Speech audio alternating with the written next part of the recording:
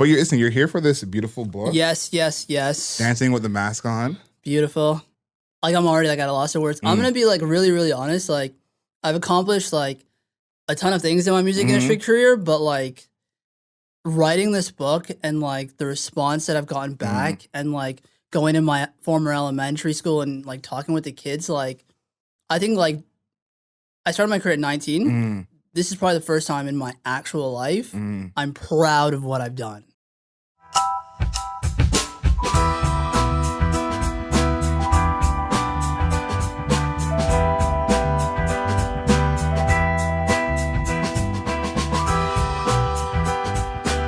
Now here in The Cut, we challenge our guests to finish a tub of ice cream before the end of the conversation.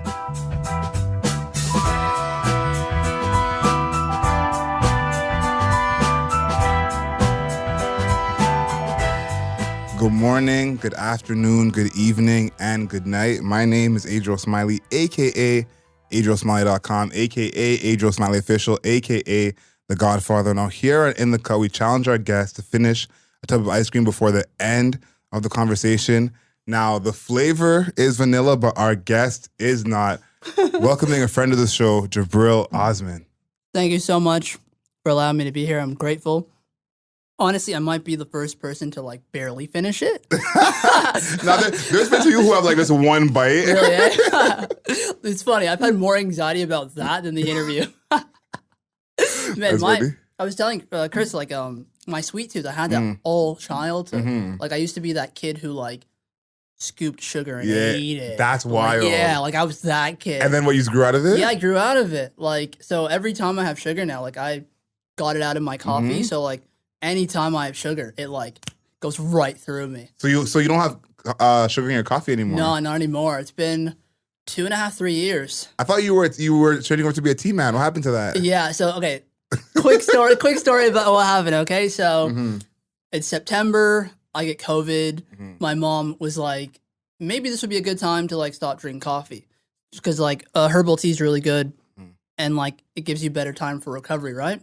So I get into that. I get herbal tea. I go to Aroma for like, I'm telling you, man, for 6 months or 5 months, I was so good. And then I fast for a month because I'm Muslim. Yeah. Once the fasting ended and it was like Eid, I'm telling you, whatever like placebo that tea had was gone. Gone.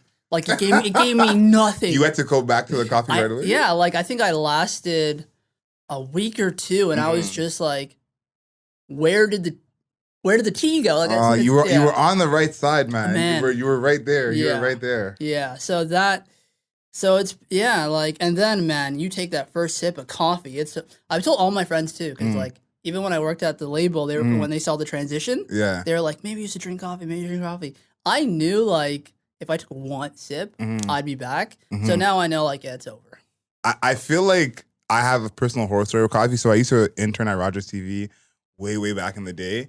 And one day the coffee machine was broken. And like usually the first call time is at 8. The first show goes to air at 10. And the coffee machine probably didn't get fixed till like 9:30.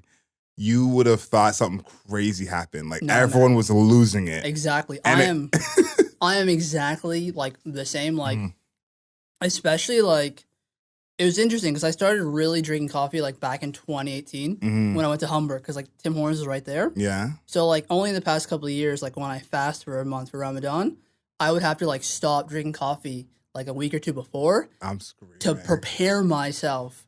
So like that's real fiend stuff right there. Yeah. So you know what I mean? And like sometimes too, like I'd break my fast and I would drink coffee because like I just couldn't handle it. Oh my goodness. So like ironically, like getting COVID in September saved you from yourself. Yeah, and then you know when that monkey on your back is like that first sip, and then like when I had that Starbucks coffee, like to break like to relapse, it's the greatest thing I ever had in my life. It's the greatest thing I ever had in my entire life. Spiritual release. Yeah, and I'm never going back. Oh my goodness. Yeah. Fun times though. Fun times. That and Coke. I know, like in broadcast, a lot of people drink Coke. Yeah. I call them all Coke heads. They hate it. But it's like drinking a bottle of Coke at 7 a.m, something's wrong about that. At that point, I'll like suggest coffee, but. Me and my friends, we've been on like a really, really bad like Red Bull run. Oh. We got to stop doing that. You know what? I don't hate Red Bull as much. I don't hate Red Bull just because it's the portion is so small that it's like you have to drink multiple Red Bulls to really. You know what I'm saying? It's almost like taking a double shot of Red Bull. It's not as bad. Yeah. But you're here for this beautiful book. Yes. Dancing with the Mask On. Beautiful. Yeah. Honestly, this was an amazing read. I think this is probably gonna be one of the books I read more than once. Like I already feel that way. Yeah. I already feel that way. I've been like being like I'm already like at a loss of words. I'm gonna be like really, really honest. Like I've accomplished like a ton of things in my music industry career, but like writing this book and like the response that I've gotten back and like going to my former elementary school and like talking with the kids, like I think like I started my career at 19. This is probably the first time in my actual life I'm proud of what I've done. That's crazy. Because like, man, like, yeah, to hear you say that. And that's like, that was my dream goal. Like I wrote this book because I wanted it not to be a thing where like you read it once. I wanted it to be like, man, I'm feeling this kind of way. I want to go back into it. Or like that chapter, I want to go back into that. Like, cause like my favorite, even at the end, like the movie list and the book list, I return to all of those things. Like when I'm feeling down or like your comfort show or your comfort song. So I wanted this to really be like, especially for like a creative, I wanted this to be like, if I'm like down and stressed, like I can read that and like know like I'm not like alone in this. I think it really serves that purpose. And I feel like you have a lot of moments in here where, I don't know if you did this purposely, but the way you wrote it is exactly like almost in the moment of someone going through those same things. Yeah. I thought that was cool. I got a lot of stuff that I've highlighted that I want to get to. And I feel like I can't wait. I even forgot some, but I'm sure it'll jog my memory. First things first is all your comparisons. You have so many crazy comparisons in this book. I jotted down a couple of them just because I'm like, I feel like you have so many of them that like I like halfway through we just skate by. We don't even realize what's going on. My favorite one is compare yourself to Lou Pearlman. Classic. I think it's chapter 10 you do it at the beginning, and it's like, and like I'm reading it being like, okay, I get where he's coming from, and then I'm like, wait, did you just say that? So that was a good one. Yeah. And then Lucas Scott from One Tree Hill. Yeah. I thought that was because some of these are like you do explain who the people are if the people don't know. Yeah. But some of them is like you really gotta know, and I like that about some of them. Some of them are like super tongue in cheek. Yeah. Like the Lou Pearlman, that's like no, like it's obviously you're joking, but it fits at the same time. It's like honestly, like to me, like this book is like even this like amazing writer named like Anastasia Blosser. She like near the end of me like finishing the book, I let her like peer review it, and second book that I work on, she's gonna help with it too. Like she was like, the book is so funny, and like I was so happy to hear that because there are so many elements that are funny. But the Lucas Scott one, that was more super personal because like it totally was like, you know, like for people that don't know, One Tree Hill, Lucas Scott, all he cares about is basketball, but you can sort of really tell like he's into writing. Like, and I'm telling you, Adriel, it's like unbelievable to see like my life on the screen because like he gets to a point where he gets diagnosed with a heart condition or something like that.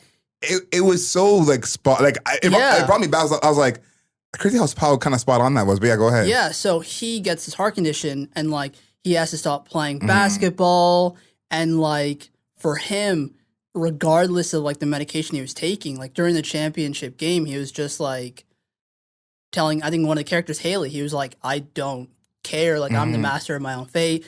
Whatever happens, happens. And like when I was in elementary school and I was like wanting to be a soccer player, like that was my first passion before writing. Like it was a bit of both, but like soccer, I was dedicated completely. So I made the 5th grade and 6th grade, but then like I could feel my heart condition would like make me have cramps. And but I literally would tell no one that I'm like in pain.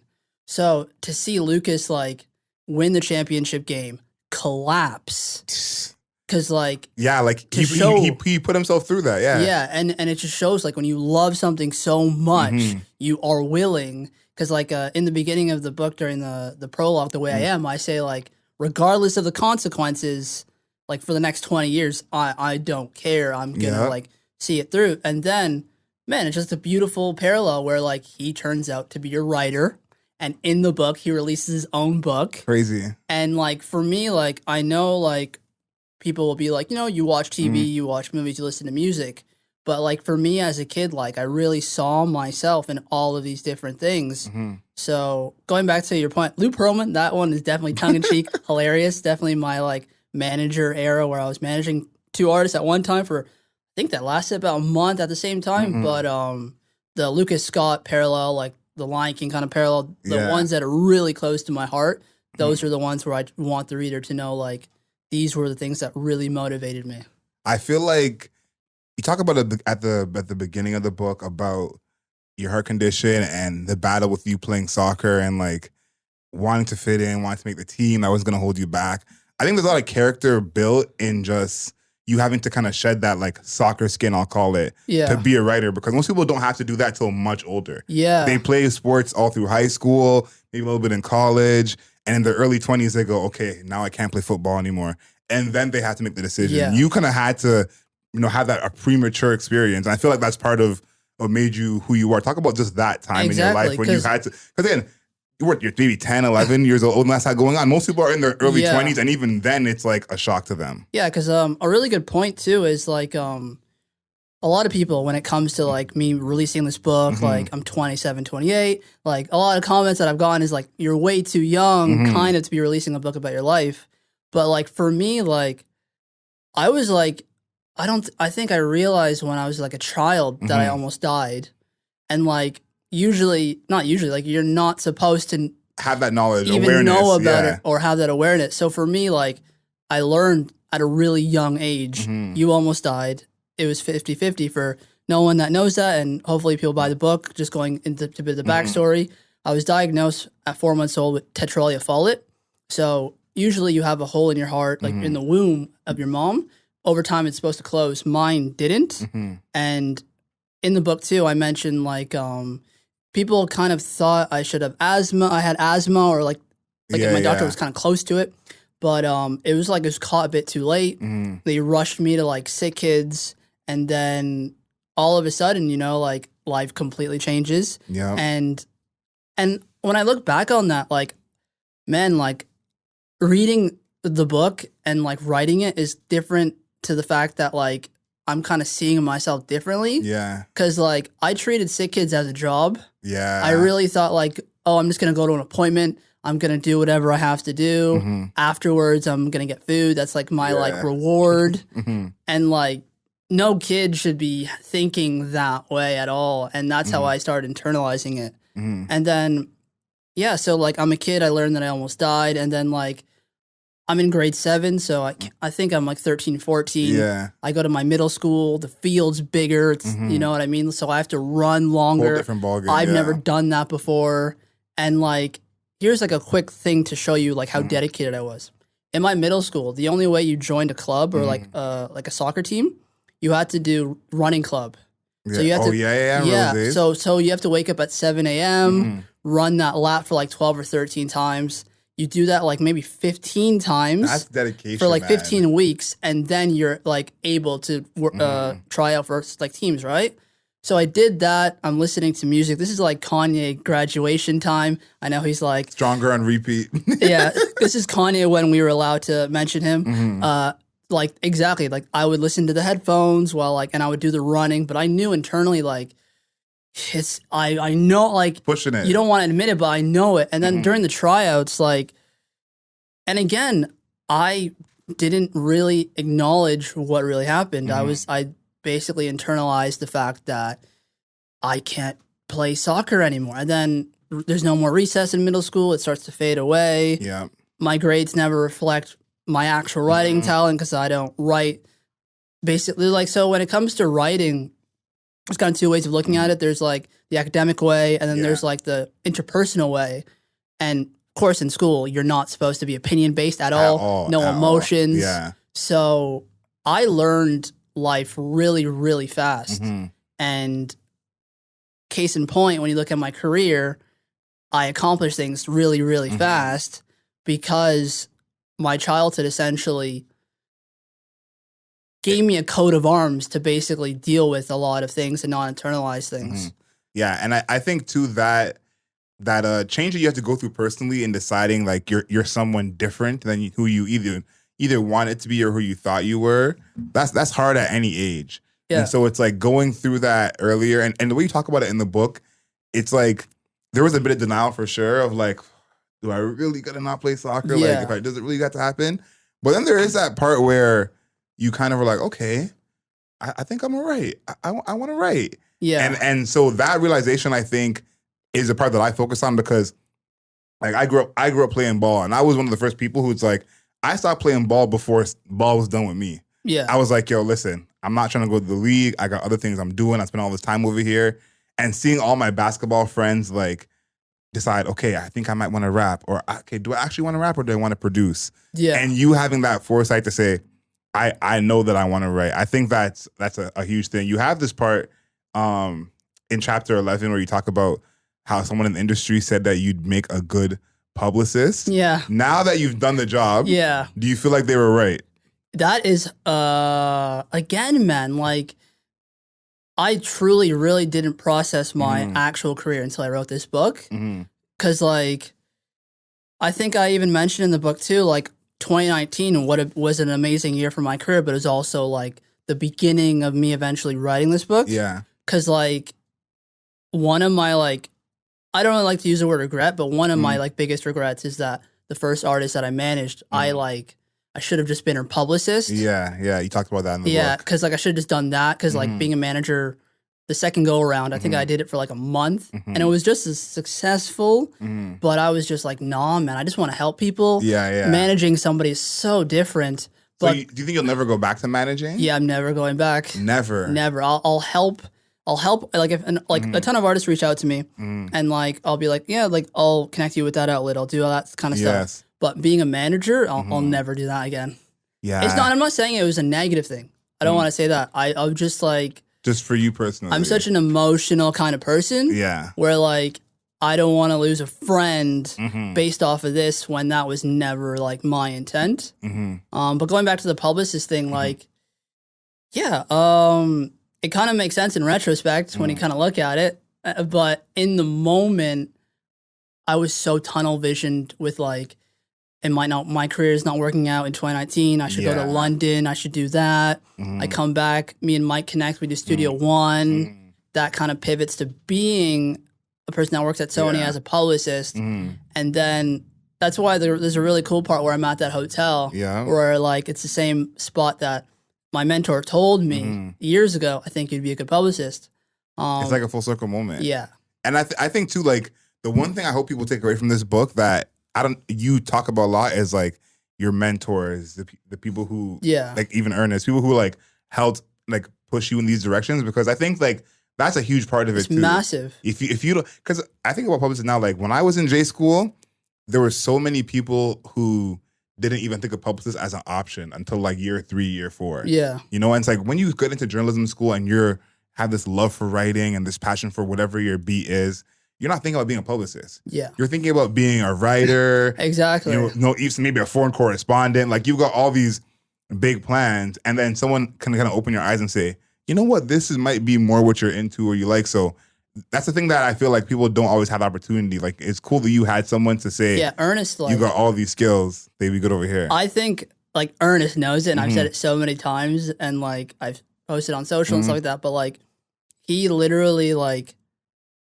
he not only like showed me that somebody else who has similar interests and writes similar like me can succeed. Yeah. Because like when I made my blog, I didn't realize it at the time until I wrote my book, but now I know like the reason why I was so successful is because like that was the first time I wrote the way I wanted to. It wasn't like based on like, you know, your grammar has to be perfect, your spelling has to be perfect. Yeah. Ernest would literally echo out for like a lot of those years, like, I might not be the best writer, but like I'm emotionally connecting with people. And then, and you know how the industry works, man. You never know how people really are. Like, are they kind? Are they nice? Are they like supportive? Like I wrote a blog post November 2014 and it was called like Losing Interest. It was like one of my life talks. Yeah. And like it was like ironic because I was like, this is what you would do if you were ever losing interest. But at that same time, I was losing interest in my career.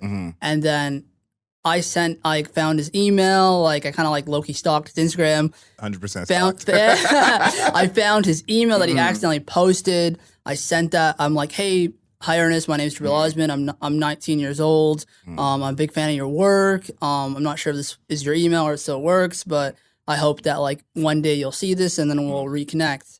And Adriel, from the moment he emailed me back, I was like, it doesn't matter what anyone in Toronto says or that was the cosign. Yeah. Like it doesn't matter what my family says or my friends say. Like he's doing what I want to do and he's telling me what I'm doing is great. So now I just got to show up and prove, and I can do that. And then full circle moment, we worked together at United Masters. Crazy. Yeah, that's huge. Yeah, like that was, and I think the best part too, and what I'm so proud of is that not only did he like notice my talents, but when he like needed me and we worked together, I kind of like proved myself. Yeah. So now it's like, because what I've always wanted in my career isn't about like, and I don't fault anyone for it, but like the idea of like being able to go to like an event or like have the clout and do all this stuff. Yeah. Like a lot of the reason why I started my career is from my childhood. So all I've ever wanted was someone to be like, you're a really good writer, and I see you the work is good, and I see you on my level. I don't see you below me. I don't see you above me. Like we're actual peers. So after United Masters ended, it was like that handshake of like, I called upon you when I needed you, and you did it. And going back to when I was working at the label, same thing. My Canadian mentor Ainsley, like again, and I make that reference, like getting called up to the league. Actually, though. And as that role ended, Ainsley told me like, you did what you were meant to do here. Yeah. And again, it's like paying it forward. Like I wouldn't have made this book without those two people giving me the door to do that. And the beautiful thing is it just shows like two people. I just needed two people. That's it, yeah. So like my advice to like people that network, like if you just find the right person, someone that's really doing your career in a similar way, you know, connect with them. Because like I connected with maybe like, you know, hundreds of people over the years. Yeah. And, you know, you could look at it like only two people saw it, but like I'm glad those were the two. All you need. How do you feel like you are with that now? Like in terms of like needing that cosign to say that you're on the level of your peers, because you have achieved that, and whatever your next step is going to be, you have achieved that. Of like we're peers now, we're on the same level. So do you feel like you still need that personally, or you feel like you're like kind of cured of that? Yeah, I'm grateful that I don't need that anymore. Like there was a moment. It was. I went to LA. It was around the same time. Like it was November 2022. I went to LA with the intention of showing my mentor my book, but I also was gonna like ask him like, hey, like I think I'm about to take a good break from the music industry and work on this book. And he wrote me a note because I brought his book that he came out with, Black American Psycho. He released that a couple, like maybe five-ish years ago. It's called Black American Psycho. It's a really great book. You should get it. He signed the book finally, my copy. And in his note, like the reassurance that he gave me, like, you already know what you're doing. Like in that moment, I was like, I'm okay now. Because usually like, I would be that person that would like call someone and be like, hey, I'm doing this. Like, what do you think? Now, like, I fully believe in myself. I trust in myself. Yeah. And especially, man, I'm not like a people pleaser anymore. And that took a long time not to be one. That's freeing. Yeah, it's incredible. This book was like cathartic, like literally. No, I think that this book is going to have that effect on other people as well. So I'm really excited for everyone to eventually get it and get the chance to read it. I'm going to get some of our questions that we ask everybody on the show. But before that, I want to mention this, like what you said about your peers and like getting to meet them or them becoming your peers, your mentors. That is probably like one of the biggest moments in anyone's career. And I would say anyone who's doing anything, like if you have someone you look up to, they're closer than you think, and, you know, reach out to them just like you did. It's worth it. Like, you know, getting to meet some of my peers, my idols, who now I can like call and text. You know, it's a huge thing that never kind of like never gets old, I would say. And another thing too is like, again, I started my career when I was 19, so it was 2014. So a lot of the people in the industry now that are like, maybe I'm 28, so when I was 19, they'd probably be in like 25 to 30. Yeah. I really wish I was more like self-aware in that era. Yeah. Because like Adriel, that was like the era of like New York is doing all these cool things, and like that blog era. That blog era was different. Like all of that was happening, and all of these people were like, "Oh, I can be a writer. I can be a journalist. I can." Yeah. You start to brand yourself, right? And for me, like the fact that like I connected to Ernest in 2014 at those times, yeah. If you were aware of what really was going on, yeah, I see what you're saying. Because like I'm telling you, man, like a lot of people in this industry, especially in Toronto, there was like the shift of like, I want to be the Toronto person that is the connector to the world. Yes. And it was like incredible to see, but you know, like kind of on the undertow of it all, like I was connected to someone, and I was watching, and like so during that time, like I watched all of that happening, and so by the time Adriel, I get to like 23 and I have the United Masters job, then I started getting the sense of like, well, that was kind of fast. You got your first job fast, but again, I basically kept my like relationship basically private. Like I kind of kept like no one really knew how connected I was and stuff. And that's why like fast forward to like 28, it's so interesting now to see like a ton of those people that really came up with me are now in like the biggest roles in the industry. But again, they're at such an age where it makes sense that they're there. But because I started so young, it's just interesting how that works, man. Because like, I'll tell you one thing.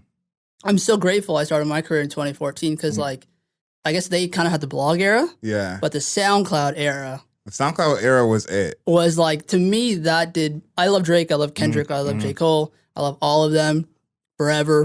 But the SoundCloud era is my favorite era. Yeah, you talk a lot about Lil Peep. Yeah. In the book. I really kind of went back to that era when I heard you talking about it because I was like, I totally forgot about that era. And I'll say this, the blog, and I think we weren't old enough to be working in the industry at that time in the blog era, but that was like the era we grew up in. Yeah. And then the SoundCloud era was the era we were old enough to like get involved. It's our time, yeah. And I think too, like that was the era of like discovering music in a different way. Like I think TikTok is that now, but it's not at all the same. It's not the same, man. And I think that SoundCloud era, like I think was all time. Some of the artists who I discovered at that time, like Billie Eilish, I was on from so early, and I was like, I kind of knew she would end up being a big artist, but I didn't think she would be the biggest, you know? And even someone like X, who was like, I remember hearing about X when I was working with grade 8s at that time. And they were like... When Look at Me dropped? And that they didn't give a shit about Drake. All they cared about was X. Yep. And they loved Nav. Nav was from that time too. Beats by Nav. My favorite thing about that, and I talked about it in the book, was just like, you had the blog era. You had the gatekeepers. You had like... And like I saw Ebro, they have a show on Apple. Like him and there's like a podcast. With, him and Lo. It's Ebro, Nadeska, and Lo. Yeah. But they had It's the Real on. And they were talking about the blog era. And then he was just like, yeah, you know, at the time we had the gatekeepers, but now look, like there are no gatekeepers. It's a wild, wild west, right? Presently. But in 2014, as I'm starting my career, I'm getting into like Bones and Young Lean. Shots of Bones. And like Spooky Black, who's like now Corbin. And like the best way I put it, Blade, one of my favorite artists of all time, he has a song called Gatekeeper. Yeah. Because like at the time, it was like all of these kids basically realized I can use the internet. I can buy a microphone. I can get a laptop. And do whatever. I can record my music. I can do my own shows. Because like my whole career, you know, you read my book, it's all, I did it it's DIY, do it yourself. So that's why I have such an affinity for them opposed to like the blog era. Yeah. Because like, that's why Little Peep is such a perfect example. And like, it's so interesting too, because like, you look at a Little Peep career or like a Juice WRLD career, and people will be like, they achieve so much so fast, but no one ever like connects the dots of the internet doing that sped them up that fast. Yeah. Because like, again, like even going to like a mainstream artist, Olivia Rodrigo drops driver's license. She's gone. Out of here. And going to the point of the internet basically broke the gatekeepers, and I understand like now it's a Wild Wild West, it's the TikTok era, but like from that 2014, 20, I'd say 2014, 20. Like 18. Yeah, like I would say kind of Juice WRLD's passing, but that's a bit 2019. But like that was that era of like the ones who know how to use the internet knew how to do it well, and now it's just like pretty convoluted. It's like it's like a Wild Wild West now. Before we start to wrap, I think you mentioned a great point because the people who are around our age in the industry, we have a different understanding of the internet than the people who are ahead of even someone who's 5 years older than us. Whole different understanding. Like you mentioned, Juice WRLD. Juice WRLD was someone who, like, if you knew who he was for a long time. Yeah. You know, everyone kind of knew him on SoundCloud, and I think that still exists to some degree, where it's like we might know someone who's like, we know this person, he's all over our algorithm. Yep. I'm a fan, you're a fan. And we don't even think to like put someone else on because in our orbit, this person's already on. Exactly. And it's like, I think that is what that I think of the SoundCloud era is like, you know, I'm meeting 30, 15-year-olds who XXX is the biggest person to them. Yep. They aren't even hip to the concept that he's up and coming. In their lives, he's already as big as Drake. So case in point, man, like so crazy. No one wants to really say it, but Yeet is basically running the show with the kids. No, Yeet is definitely running the show with the kids. He's running the show with the kids. So Yeah. like when someone's like, you know, how's like rap right now, right? You'll see like, oh, a little Durk, a little Baby. Like as true as that is, that you make a great point. Yeet is like, I would honestly say like, because the thing is when it comes to music, you have to like understand like we're no longer the generation that is decides on the what's floor. next. Yeah. And like right now it's Yeet, Cardi, and Uzi. Those three are like they're running the show. And another thing too is, and why it's so sad that a lot of artists passed away, it's like a Drake release in 2023. The fact that that's the most exciting thing for a lot of people, number one, echoes the fact that he's just on a run that's never ending. But also like that's why, like, you know, focus on the Yeets and the Cardis and Uzis. Let them be the new class, opposed to like discounting it. Like when the SoundCloud era was bubbling up, that was kind of discounted until they broke the door down. That's what we're missing. I think the bubbling artist isn't the same anymore. Sorry, before I get carried away, do you remember when Instagram was different and no one had an aesthetic? Man, and you just posted stuff. Man, I love that you brought that up because like I want to tell everyone this, like my Instagram grid is like to me, and like I kind of tell my friends too, it's like one of the greatest like hilarious bits of all time. Like I'll tell you right now, like one person actually noticed it, and she was actually funny that she mentioned it. But like I'll literally like do a caption. That caption will be the last song on the slide. And like as I'm doing it, Asia, I am internally laughing as I'm doing it. But yeah, because like I find joy in doing that. Because like man, it's too serious. Like sometimes I'll joke, I'm like, you know, my Instagram is my LinkedIn. But yeah, man, it's back in the day, Asia, I had like 100 videos of concerts, and now it's like in the archives. No, I was gonna say the whole archive is like every concert you've ever been to. Literally, like I think people who are younger don't get it. Like everyone did that. Like no matter how cool you were in real life, exactly. Every concert you ever went to was on your Instagram. No matter what. Every fit you ever wore was on your Instagram. I used to, I got these these Nike Oreo shoes. Can't remember what it was called, like the threes or something. Yeah. And like like the comparison photos. I would literally be like, "Oh, Kendrick's wearing the same shoes," and then I'd post it. Like, man, like again, it was just like I wrote a blog post a long time ago. It's one of my like most popular blog posts. It was like, stop deleting your Instagram photo because there's no likes. Oh wow! And I kind of did it on like a kind of like a jokey kind of way, but like that is one of my like most popular posts because like again, it just goes and like to full circle it. Like the biggest theme of this book is mental health. Yeah, and I think like people gotta stop taking this like way too seriously. Like way too serious. Like I promise you, like no one's really checking your Instagram story that hard. You know, like it's okay. You gotta enjoy it, man. Yeah, enjoy it. Like post what you want. You have to. And I learned that too. It was a long process of like feeling like, am I posting my book a lot? Like, I don't know what I'm doing. I should take a break. Yeah, I remember the fake breaks. Yeah, exactly.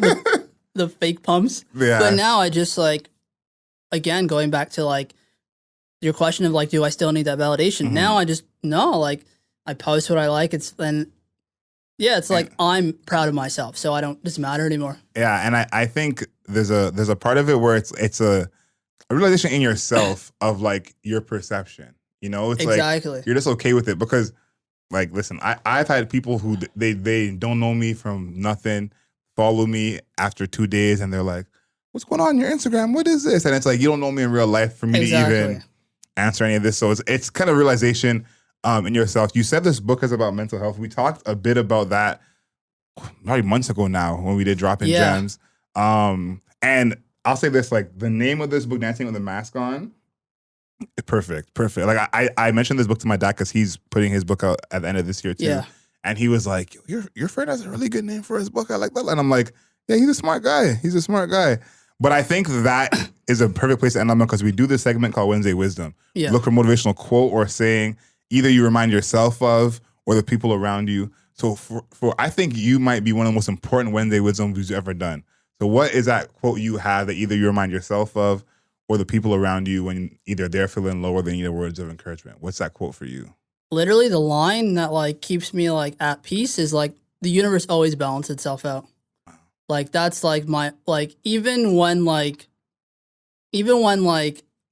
someone disappoints me so hard or I go through like pain or like any of like sadness, like I'm just like, you know what? If like I'm going through this, there's gonna be like a bounce back that's just like that equilibrium. Cause like that, yeah, the universe always balances itself out. Like it's okay. And I tell that to like all the people that I like help and like they reach out to me, artists, stuff like that. I say, man, like, again, like, I think I said it so many times in my blog and I said it so many times in my like book. It's like, and I think you can notice it too when you're reading the book. Most of like my big accomplishments or big success are usually when I'm like properly in shambles. I was literally gonna say it's when you're the most stressed. Yeah, like I went to London after I lost. There was like, you go to London and you're like, what am I gonna do next? And next thing you know, Studio One. It's Studio One, and then I'm doing Studio One. COVID hits, and I'm just like, because my whole thing was like, we gotta hit festivals. That's good. Like I'm gonna get one big interview. It's all good. And then COVID hits, and I'm like, I don't really know what I'm doing. And then all of a sudden, I get like recruited by Sony to apply, and again, like it's weird that like that is like the case, but like. I promise, like the universe always balances itself out. Before we get out, though, I want to like let everyone know, like the book's at Sonic Boom. Yeah, it's going to be at Chapters Indigo this month, and it's online on Amazon. And my friend Marco, named DJ Toka, we're going to be like trying to release music with him, so I'm excited for that. And another thing that I just want to say, there's a book publishing company called Link in Bio that I'm like working with, and it's just like. An exciting time to understand that like anything is really possible. Yeah. And like, man, I told you this and I'm going to give you a short little quick story. You called me when I was at Sony and you told me about the Launchpad talk. Yeah. And I just want to tell you again, man, like you can tell throughout the book, I've always just wanted to be seen for like my talent or my writing, just to be acknowledged. So like, I'm grateful just probably as much as you're grateful for the conversation that like you've allowed me to say in this and talk like this. Cause like, yeah, man, I've been, to plug it in, dancing with a mask on all my life, man. And it feels good not to have to wear that anymore. I'm happy that the book is finally out. I feel like this is a book I feel like every creative needs. I don't say that. I think every creative needs this book because there's so much stuff that you've have in here that, you know, I know from knowing you, but even objectively, that I would have loved to know that there was someone else going through this or that this would work out okay, you know, and to hear it from your perspective in this book, I think is going to do a lot of help for a lot of people. And like I said before, this is a reread and there's not that many books that are a reread these days. So please, everyone go get you a copy of Dancing with a Mask On. Now, listen, last but not least, I got to say this. Where are we at with the ice cream? I predicted this, and I have taken a Guinness World Record amount of like I think 4 or 5 bites. Yeah. Pretty low on the ice cream. But you did give us your caveat with the sugar, so Yeah, basically like because I don't have sugar in my diet anymore, anytime I have sugar, it's like imagine a hot sunny day and you drink like a bottle of water. Like I told Chris, like and it just goes through your body. Yeah. Like that ice. Anytime I have like sugar, I can like taste why it's bad for you. That actually sounds amazing. I'm jealous. I'm low-key jealous. If you made it this far in the end of the podcast, you know what to do. Leave us a rating and a review, 5 stars, not a single star less. Make sure you follow us on all your podcast platforms, Apple Podcasts, Google Podcasts, Spotify, Amazon Podcasts. Of course, follow us on the interwebs, The Cool Table Live on Instagram and The Cool Table Live on YouTube. If you do want to hear The Cool Table Live, you can hear it every Wednesday at 11 a.m. on CJRU, 12:80 a.m. in Toronto. And of course, until next time, know yourself, know your worth. God's plan.